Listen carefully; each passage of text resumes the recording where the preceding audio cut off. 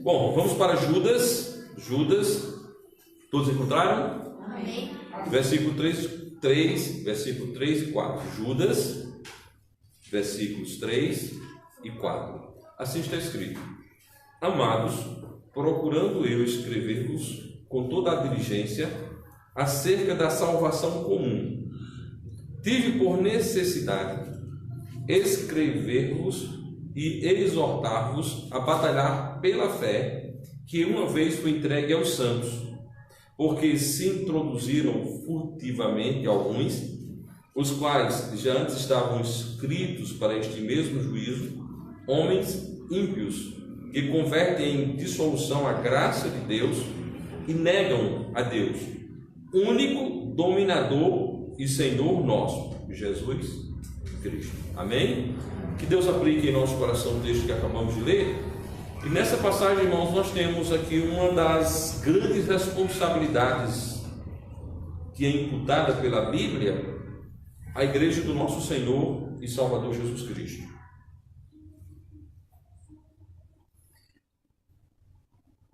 Cristo deu a sua vida na cruz do Calvário e estabeleceu antes disso a sua igreja, a qual ele remiu com seu próprio sangue, ele comprou com seu próprio sangue. E o Novo Testamento mostra um tratar muito especial de Cristo com a sua igreja, responsabilizando a mesma pela sua obra. Os teólogos, eu queria teóricos, mas não é teóricos, são os teólogos da reforma protestante, por eles não terem uma base de igreja. Cristo esteve na terra e 1500 anos depois surgiu os protestantes. Surgiram de onde? De uma ruptura, de alguma coisa que eles dizem que estava errado, da Igreja Católica. Então eles não tinham vínculo, nenhuma ligação com a Igreja de Cristo. Como é que Cristo começou algo? 1500 anos depois da sua estadia aqui na Terra.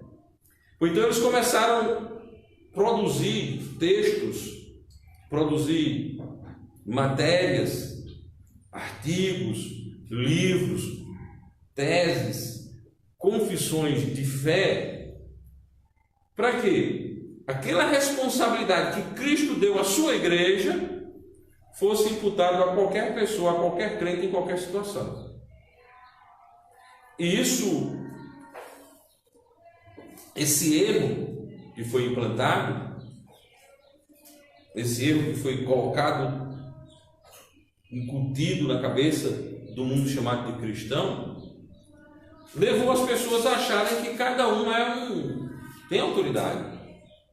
Aí o resultado disso, olhando agora para o ano de 2018, nós temos uma verdadeira balbúrdia no meio chamado cristão ou evangélico. As pessoas estão criando igrejas ao seu próprio gosto. A igreja é ao gosto do freguês. Como é que você quer? Ao gosto do freguês. Preciso que a igreja de Cristo fale sobre esse assunto, que a igreja de Cristo esteja mostrando esse devaneio, essa loucura, para que as pessoas entendam o que Cristo fez. Então não é qualquer pessoa que tem autoridade para tratar das coisas relativas a Cristo e a sua obra. Cristo entregou tal responsabilidade à sua igreja. E dentre essas responsabilidades entregue à igreja, nós temos a responsabilidade de batalhar pela fé. De batalhar pela fé. Alguém tem uma ideia clara do que significa a palavra batalhar? Batalhar.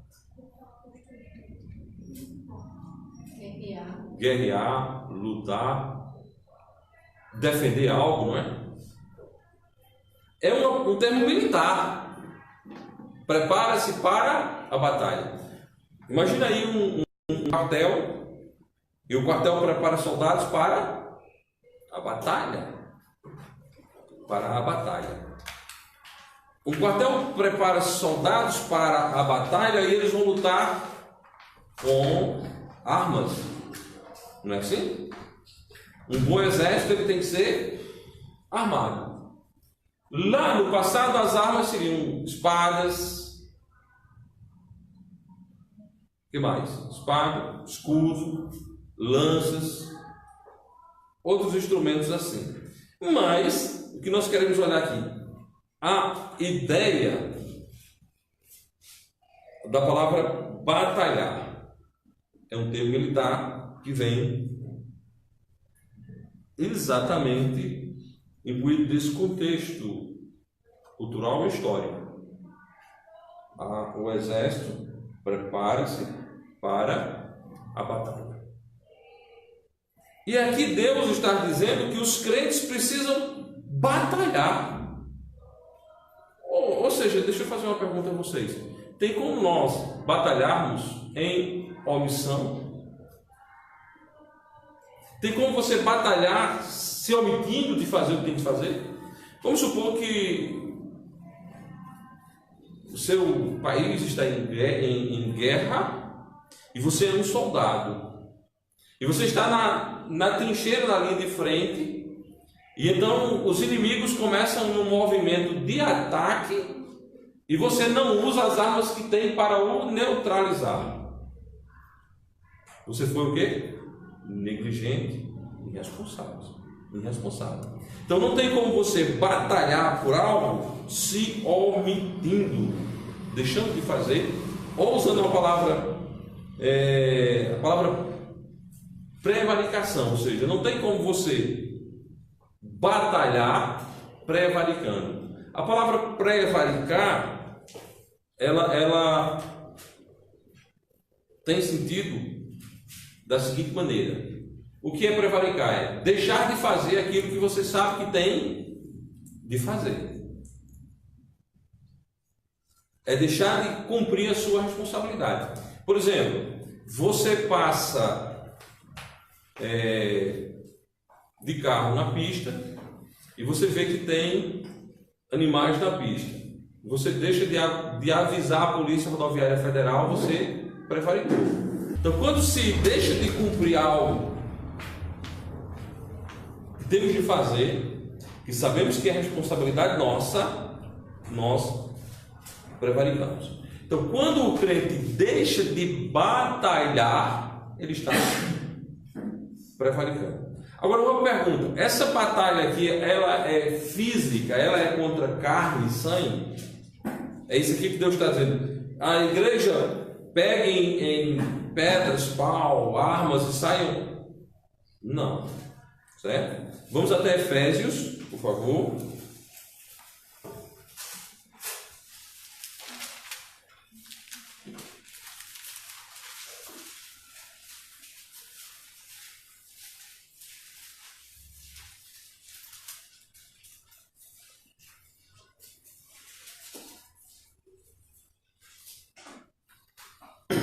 Capítulo 6, versículos 11 e 12. Efésios capítulo 6.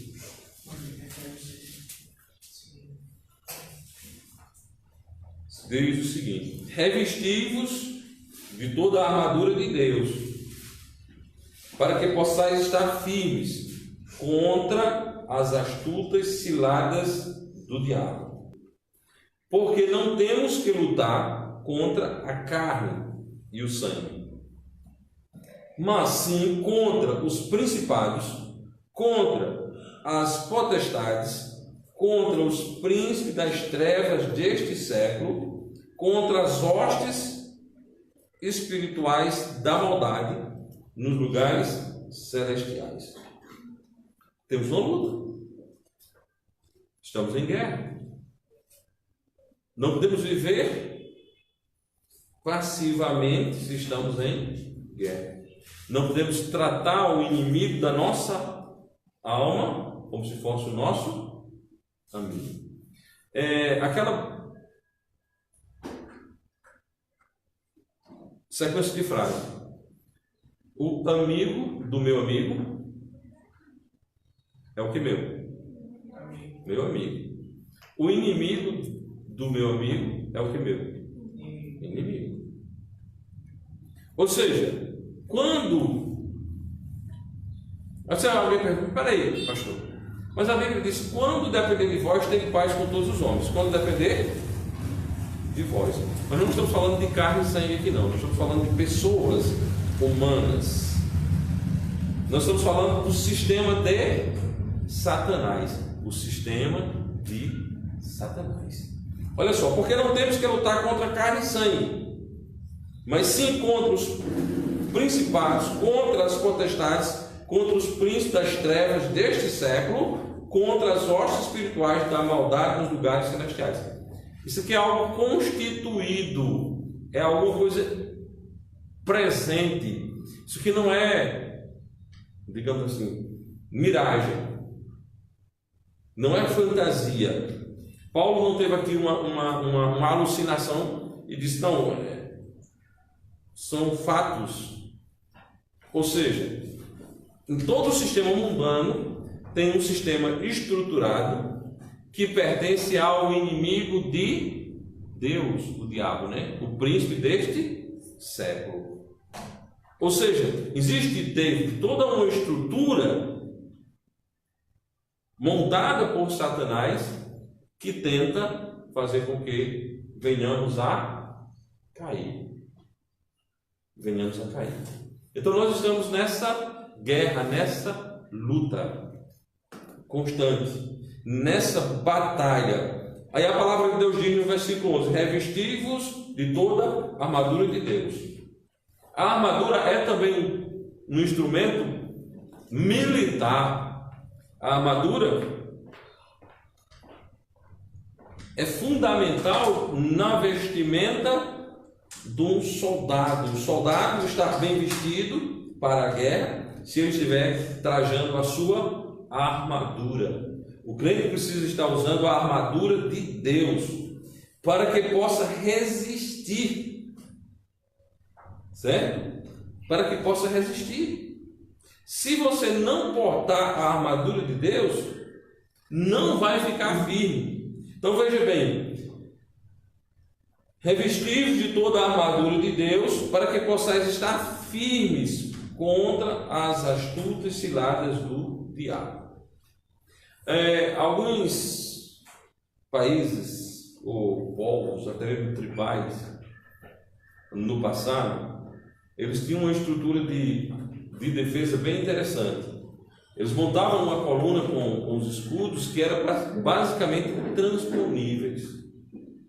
Eles estavam preparados, eles estavam prontos para resistir, para estar firme, para estarem plantados. E alguém que está firme, ele está lá segurando o seu escudo e ele é atacado e ele não sai do canto. É como a questão da base, né? O pessoal que faz, por exemplo, karatê, se não tiver base, cai, certo?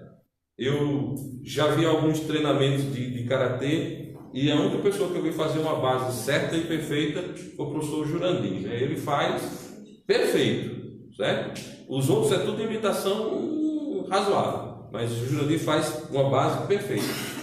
Fazendo uma base como ele fez ali, ele não vai aguentar, digamos, vai aguentar a pancada, porque ele está plantado. Então, para você estar firme, você tem que ter base. Precisamos estar revestidos dessa armadura de Deus. E temos de saber que estamos em guerra. Um soldado dormindo, o que é que pode acontecer com ele? Vou dar um exemplo bíblico de um soldado dormiu. Um soldado rei, né? Saul, ele estava dormindo. E Davi teve por 2 vezes a oportunidade de matá-lo. Só não o fez porque era um homem temente a Deus. Mas Davi mataria Saul a fio da espada se ele puder fazer absolutamente nada. Por quê? Porque ele estava dormindo. Então o soldado não pode estar dormindo sabendo que ele está em guerra, ele está em batalha. Então temos de estar sempre prontos para batalhar. Estar sempre prontos para batalhar. Então Deus fala-nos de armadura, Deus fala-nos de vestimentas de guerra, e Deus diz que nós devemos batalhar. Amados, procurando eu, voltando para Judas, por favor, amados, procurando eu escrever-vos com toda a diligência acerca da salvação comum, tive por necessidade de escrever-vos e exortar-vos a batalhar pela fé que uma vez foi entregue aos santos. Judas tinha, Renan, um plano didático para escrever. Ele tinha uma proposta que eu vou escrever sobre esse assunto. E ele queria muito escrever com diligência a respeito de um tema central das Escrituras: salvação. Jesus pregou sobre salvação, Jesus é o autor da salvação, e Jesus mandou que os seus pregassem sobre salvação. E Judas queria escrever sobre salvação com uma profundidade tremenda. E nós podemos saber dessa profundidade que ele queria escrever pelo versículo 1, quando no finalzinho ele diz: e conservados em Jesus Cristo. Ele, com certeza, nessa sua perspectiva de escrever, de deixar um registro sobre salvação, ele ia abordar perfeitamente o fato do crente ser conservado por Jesus Cristo. Bom, ele queria tanto escrever sobre salvação que Deus concedeu a ele o privilégio de escrever sobre salvação, quando ele deixou claro no versículo 1 que o crente é conservado por Jesus Cristo. Quem nos mantém salvo é Jesus. E preste atenção, que não estou falando aqui que Deus lhe dá capacidade de você continuar salvo. Não é isso, não. Eu estou dizendo, pelo que a palavra de Deus nos ensina, que nós somos conservados por Jesus Cristo. Quem me mantém salvo é Jesus. Eu não tenho em mim mesmo capacidade de me manter salvo 30 segundos. Você não tem capacidade de se manter salvo 30 segundos, porque nós somos miseráveis pecadores. Então quem nos mantém salvos é Jesus Cristo. Eu gosto de dar aquele exemplo de carne em conserva, né? Certo? Carne em conserva. A carne está lá dentro da lata de conserva. Ela passa 1 ano, 2, e quando você abre, a carne está em perfeito estado. Pega a carne e coloca em um recipiente sem conserva. O que é que vai acontecer com ela? Perece, apodrece, né? Então, se nós não fôssemos conservados por Jesus Cristo, nós todos teríamos apodrecido espiritualmente. Não éramos pessoas salvas. Vocês estão entendendo? O que é que Judas escreveu aqui, quando eles conservados em Jesus Cristo? Então, ele tinha esse desejo de escrever sobre salvação. Porém, o Espírito Santo de Deus o conduziu a escrever sobre guerrear, sobre batalhar pela fé que uma vez foi entregue aos santos. A fé não foi entregue a qualquer um, a fé foi entregue aos santos, a fé foi entregue àqueles que creram em Jesus, que foram obedientes pelo batismo e se tornaram membros da igreja do Senhor e Salvador Jesus Cristo. Então essa fé, o que é essa fé aqui? É o conjunto de doutrina do Novo Testamento. A fé, irmãos, descrita em Judas, é o que cremos da palavra de Deus. É o que a palavra de Deus nos ensina a ser verdade. Nós devemos batalhar pela verdade das Escrituras. Isso é um ato contínuo e constante. Não pode ser, esse ano eu vou batalhar pela fé, o ano que vem não. Porque existe uma coisa chamada a apostasia, não é? E a apostasia, ela não ocorre em qualquer canto não, viu? A apostasia não ocorre em qualquer lugar. A palavra de Deus nos adverte de várias maneiras, e eu quero convidá-los até 1 Timóteo.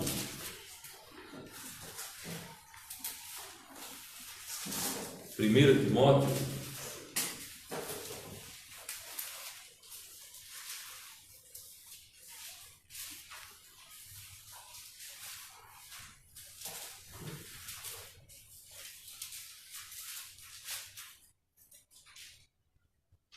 versículo 1.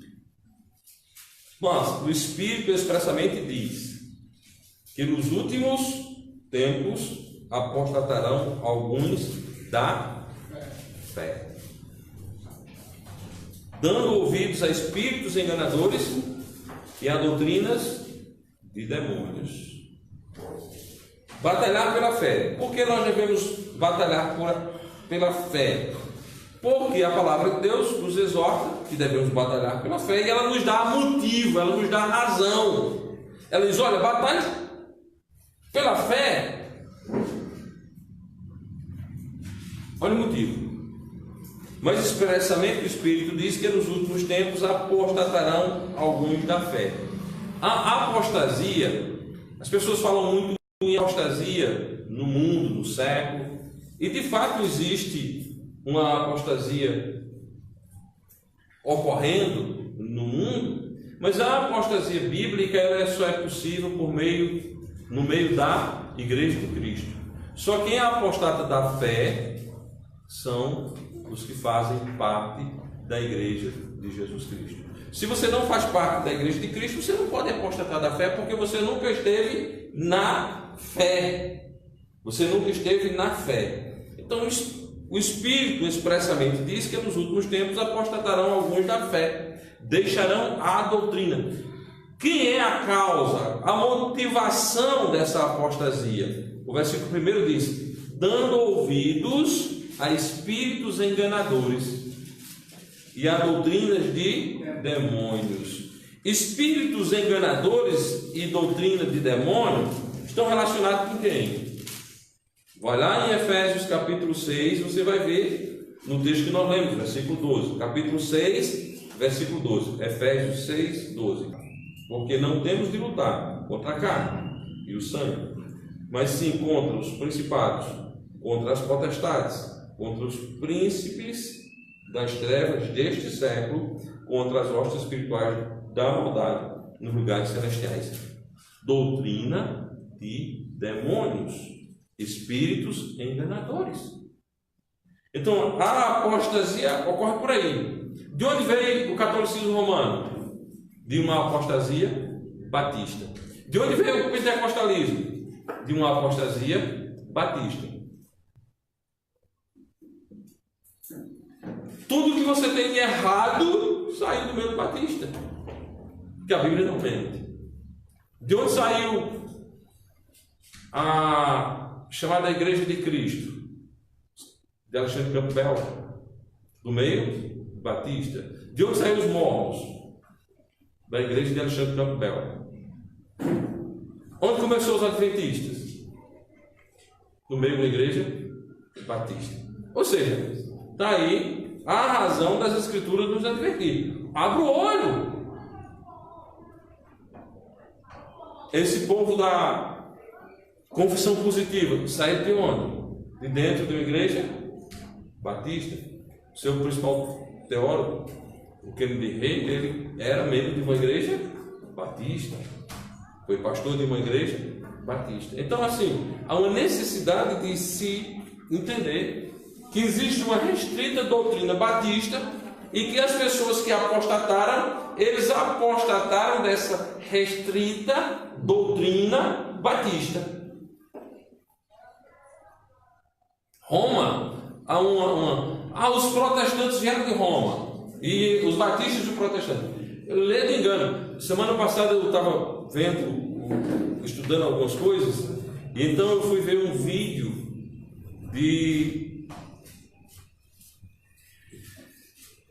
Era uma entrevista de dois teólogos protestantes com um entrevistador. E aí ele começou a fazer perguntas, e aí falaram, e os batistas? E o camarada bem debochado disse, os batistas vieram da igreja anglicana. Aí o outro foi de forma mais debochada ainda e perguntou, eles não vieram de João Batista? Aí ele fez, de modo nenhum, vieram dos anglicanos, acabei com a fé de alguns. Acaba com a fé de ninguém, se o pessoal realmente crê no que a palavra de Deus diz e no ensino da Bíblia. Certo? Então, Roma veio de Batista, protestante veio de Roma, pentecostalismo do Brasil saiu dentro do porão da igreja, primeira igreja batista do Belém, do Pará. E se você for estudar, Adventista saiu do meio de uma igreja batista e por aí vai. Aí vem lá o torno de vigia, saiu dos adventistas, segunda geração. E a apostasia sempre é galopante, ela sempre vai. É como, por exemplo, se você vai tratar de geometria e você tem de traçar um ponto e você começa a reta errada, você nunca vai chegar no ponto que você queria. E quanto mais você caminha com a reta, mais distante do eixo você vai estar. Você vai fazer um desenho geométrico, você tem o A, o B, e você tem que traçar uma reta no ponto de convergência lá de A e B. Aí você sai errado, então você vai passar em um outro ponto, e quanto mais você anda, mais distante você vai estar de A e B. Essa é a apostasia. Batista nunca foi católico e Batista nunca foi protestante, e jamais será pentecostal.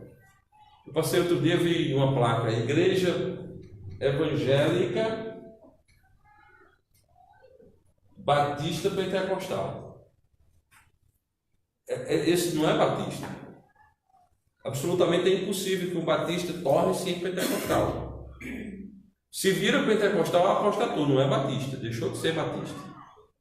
Não existe a menor perspectiva de unir a fé do batista com a fé do pentecostal. São doutrinas completamente diferentes. Bom, mas de onde vêm essas doutrinas? A grande maioria dessas doutrinas transformadoras, elas vêm por forma de revelação. Uma revelação e um círculo de fogo, e no meio o mandamento do sábado, e por aí vai.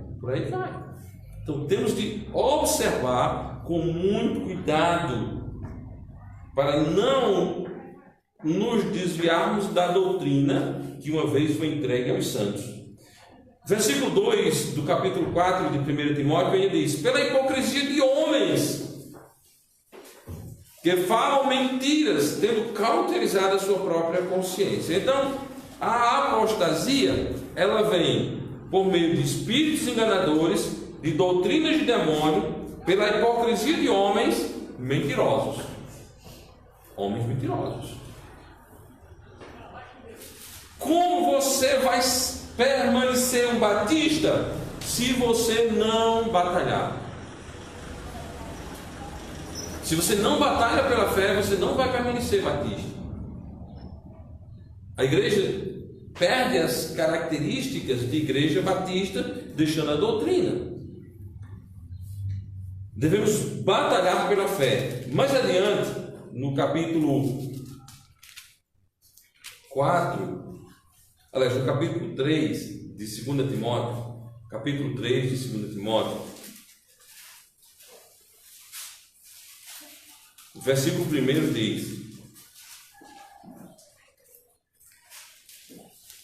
todos encontraram? Amém. Sabe, porém, isso, que nos últimos tempos sobrevirão tempos trabalhosos, porque haverá homens amantes de si mesmos, avarentos, presunçosos, soberbos, blasfemos, desobedientes a pai e mães, ingratos, profanos, sem afeto natural, irreconciliáveis, caluniadores, intemperantes, cruéis, sem amor para com os bons, traidores, obstinados, orgulhosos, mais amigos dos deleites do que amigos de Deus, tendo a aparência de piedade, mas negando a eficácia dela. Destes, afasta-te. Porque deste número são os que se introduzem pelas casas e levam cativas mulheres nécias, carregadas de pecados, levadas de várias concupiscências, que aprendem sempre e nunca podem chegar ao conhecimento da verdade. Bom, nós estamos vivendo tempos trabalhosos e nós estamos vivendo um tempo que é marcado pelo desejo de conhecer. Todo mundo quer conhecer, todo mundo está buscando conhecimento. Tem alguém até transmitindo conhecimento, nem há. Transmitindo a uma constante rede de transmissão de conhecimento. Mas essas pessoas aprendem sempre, mas nunca chegam ao conhecimento da verdade, não conhecem a verdade. Tem a aparência de piedade, mas nega a eficácia dela. Veja bem, os discursos atuais. Tem pessoas hoje cruéis, sem amor para com os bons, a ponto de estarem fazendo campanha pela morte de quem nem nasceu ainda, não é? A questão do aborto. A questão do aborto. Tanto, como eu posso confiar numa pessoa que defende o aborto? Que defende o assassinato de alguém que não chegou nem a nascer. E a nossa sociedade está cheia de pessoas assim, não é? De pessoas que querem a morte de alguém que não chegou nem a nascer.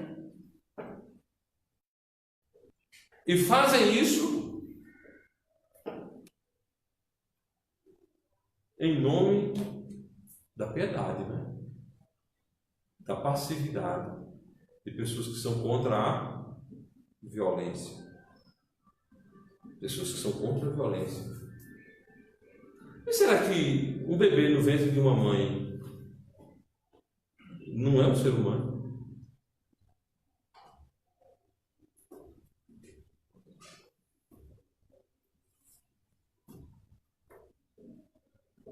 O que vocês acham? Principalmente vocês que são mães.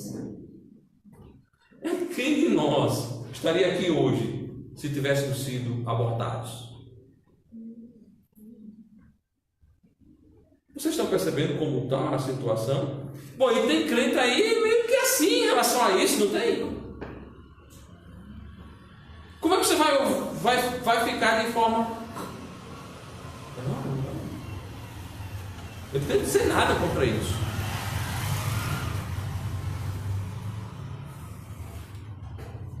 Tenho que dizer sim.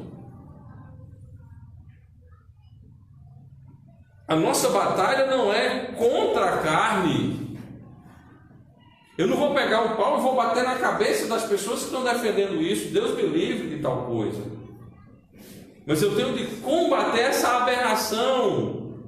Não há lugar mais seguro, já foi comprovado isso, para uma criança do que no ventre da sua própria mãe. Aprendem sempre e nunca podem chegar ao conhecimento da verdade. Amados, não podemos deixar de batalhar. Você não pode parar de batalhar. Você não pode parar de guerrear. A batalhar pela fé que uma vez foi entregue aos santos. Versículo 4. Porque se introduziram furtivamente alguns, os quais já antes estavam inscritos para este mesmo juízo, homens ímpios, que convertem em dissolução a graça de Deus e negam a Deus, único dominador e Senhor nosso Jesus Cristo.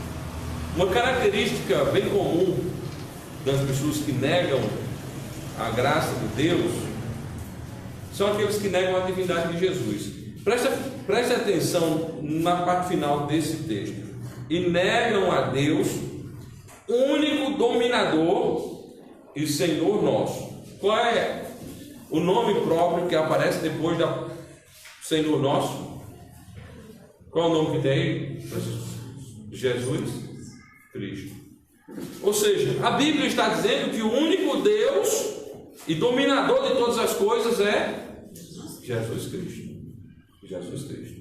Então, quem nega a divindade de Jesus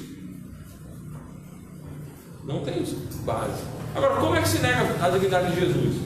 Como, por exemplo, quando as pessoas ensinam que o crente pode perder a salvação, estão chamando Jesus de mentiroso.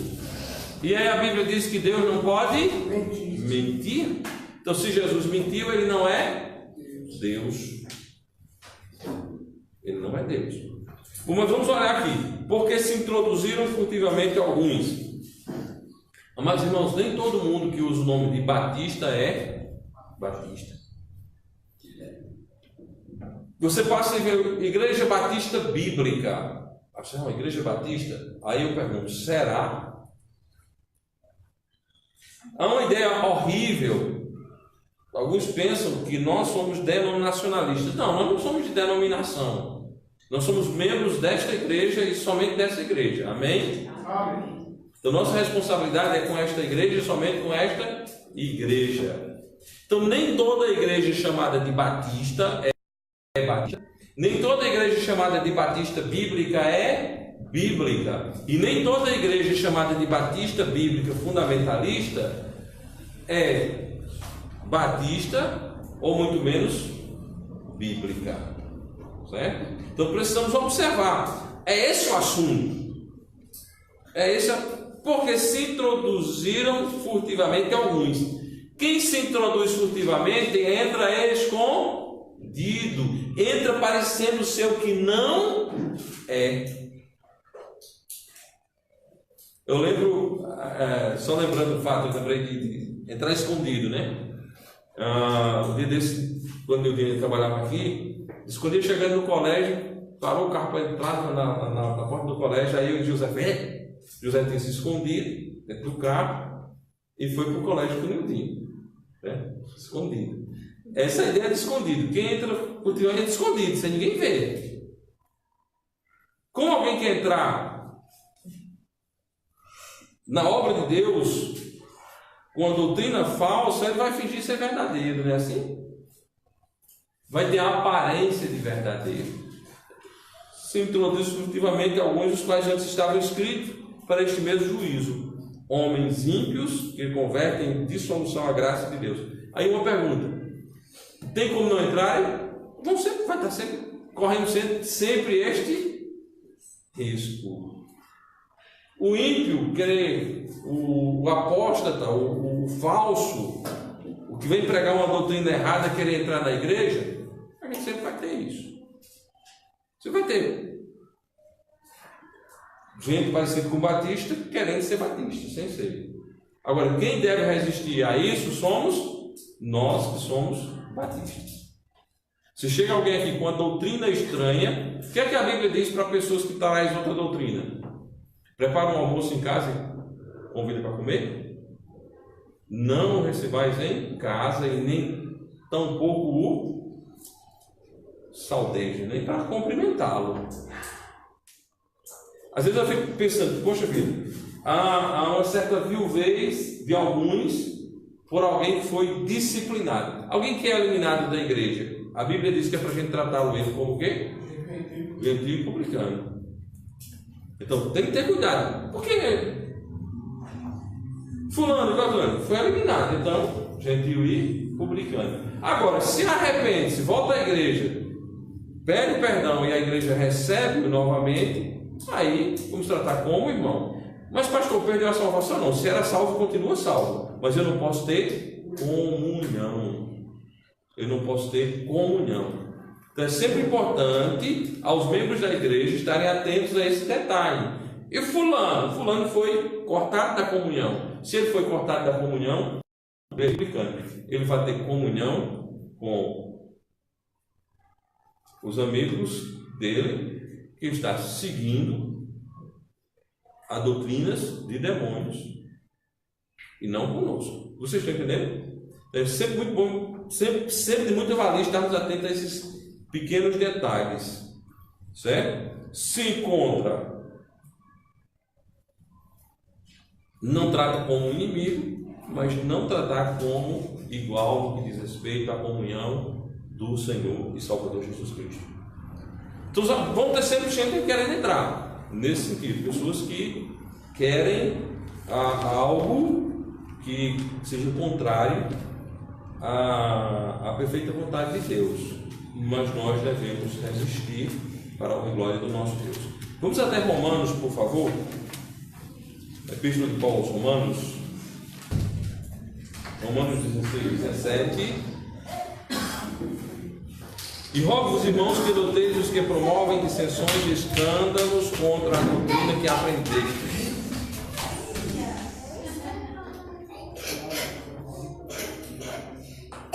Versículo 18. Porque os tais não servem ao nosso Senhor Jesus Cristo, mas ao seu ventre, e com suaves palavras e lisonjas enganam os corações dos simples. Preste atenção nessas características aqui e associa lá o texto de Timóteo que nós lemos. Homens, não é? Mentirosos, homens contrários a essa doutrina, homens que seguem a sua própria vontade, em vez de a submetê-la à vontade de Deus. Homens hipócritas, pela hipocrisia de homens que falam mentiras, tendo cauterizado a sua própria consciência. Então veja bem, porque os tais não servem ao nosso Senhor Jesus Cristo, mas ao seu ventre, e com suaves palavras e lisonjas enganam os corações dos simples. Quem faz isso? Pela hipocrisia de homens que falam mentiras, tendo cauterizado a sua própria consciência. Portanto, meus amados irmãos, vejam que nós temos um vasto campo de batalha, de guerra. Nós podemos prevaricar, não estamos nem aí, e podemos empunhar nossas armas, que não são, repito, carnais, nem são contra o homem, e batalharmos pela fé, mostrando o nosso posicionamento com as Escrituras na mão, mostrando que a Bíblia, a palavra de Deus, é a verdade e que ela é uma verdade perfeita e absoluta, uma verdade perfeita e objetiva, para que todo aquele que crê no que a palavra de Deus diz tenha a vida eterna e seja frutífero para a honra e glória de Deus.